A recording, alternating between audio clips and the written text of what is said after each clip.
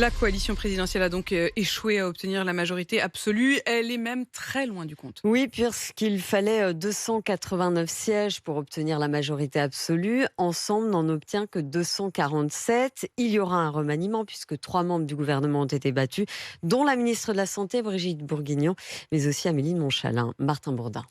C'est la voix serrée devant quelques militants rassemblés dans une salle qu'Amélie de Montchalin, ministre de la Transition écologique, numéro 6 du gouvernement depuis seulement 30 jours, reconnaît sa défaite dans sa circonscription de l'Essonne. Comme le veut la tradition républicaine, je ne ferai pas partie du prochain gouvernement.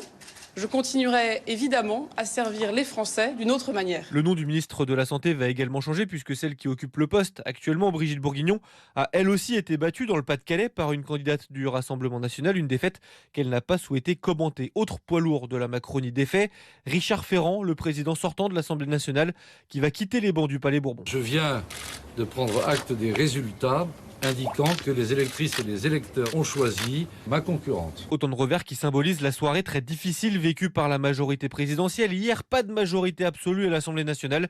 Il va donc falloir s'adapter, reconnaît la Première ministre Elisabeth Borne, vainqueur, elle, dans le Calvados hier soir. Nous travaillerons à construire une majorité d'action. Les sensibilités multiples devront être associées et les bons compromis bâtis afin d'agir au service de la France. Une tâche qui s'annonce tout sauf facile pour le gouvernement dans une assemblée plus éclatée que jamais.